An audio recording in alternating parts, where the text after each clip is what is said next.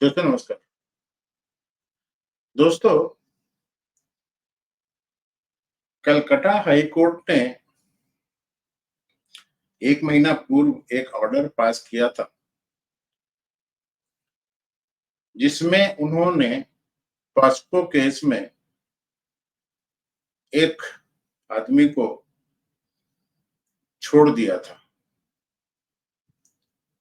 ये कह कर के कि जो जवान लड़कियां होती हैं, उन्हें अपनी कामुक इच्छा पर कंट्रोल करना चाहिए। ऑर्डर मैंने भी पढ़ा था, लेकिन उस बारे में ज़्यादा कमेंट करने का ज़रूरत नहीं समझा, क्योंकि मुझे मालूम है कि ये हाई कोर्ट के जजेस जो होते हैं या सुप्रीम कोर्ट के जजेस होते हैं, अपनी मर्जी से कुछ भी कैसा भी ऑर्डर पास करते हैं। अब क्यों पास करते हैं, कैसा पास करते हैं, उसके बारे में मैं अगर कुछ बोलूँगा, तो जुडिशरी के ऊपर से भरोसा उठने का संभावना रहती है। तो एक वकील होने के नाते मुझे समझ में आता है कि ऐसे ऑर्डर कैसे पास किए जाते हैं। लेकिन उच्चतम न्यायालय ने इसका सुओ मोटो कॉग्निजेंस ले लिया है और उसको जस्टिस ओका और जस्टिस पंकज मिश्रा के सामने रखा गया है, लिस्ट किया गया है। मैं आपको वो समाचार दिखाता हूँ, आप खुद समझिए, पढ़ने की कोशिश करता हूँ कि वो समाचार क्या है और आप देखिए कि कैसे ये कोर्ट काम करते हैं। इनके पास में ताकत नहीं है कि ये हाई कोर्ट के ऐसे जजेस के खिलाफ कोई एक्शन ले लें, लेकिन देखिए क्या लिखा है। सुप्रीम कोर्ट ने कलकत्ता हाई कोर्ट के उस आदेश पर स्वतः संज्ञान लिया जिसमें किशोरियों को यौन इच्छाओं पर नियंत्रण रखने के लिए कहा गया था। उच्च न्यायालय ने कहा था, यौन आग्रह बिल्कुल भी असामान्य और प्रामाणिक नहीं है। यदि हम कुछ क्रियाएं रोकते हैं तो यौन आग्रह की उत्तेजना सामान्य नहीं रह जाती है, ये बोल रहे हैं। सुप्रीम कोर्ट ने गुरुवार को कलकत्ता उच्च न्यायालय के अक्टूबर के एक आदेश पर स्वतः संज्ञान लिया जिसमें कहा गया है कि किशोर लड़कियों को 2 मिनट के आनंद के आगे झुकने के बजाय अपनी यौन इच्छाओं पर नियंत्रण रखना चाहिए। इस मामले की सुनवाई शुक्रवार को, मतलब आज, जस्टिस अभय ओक और पंकज मित्तल की पीठ में होगी। उच्च न्यायालय के न्यायाधीश चित्तरंजन दास और 5 सदस्यीय सेन की खंडपीठ ने युवा लड़कियों और लड़कों को यौन आग्रह पर लगाम लगाने की सलाह दी। उच्च न्यायालय ने एक व्यक्ति को बरी करते हुए टिप्पणी की थी, जिसमें एक नाबालिग लड़की के साथ बलात्कार के लिए दोषी ठहराया गया था, जिसके साथ उसका रोमांटिक संबंध था।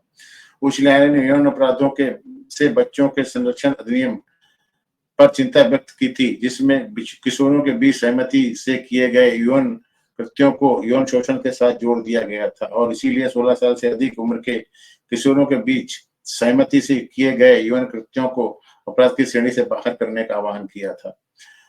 इसने कम उम्र में यौन संबंधों से उत्पन्न होने वाली कानूनी जटिलताओं से बचने के लिए किशोरों के लिए व्यापक अधिकार आधारित यौन शिक्षा का आह्वान किया था। कोर्ट ने अपने विस्तृत पहले में यौन आग्रह के कारण और उस पर लगाम लगाने के महत्व को समझाया था।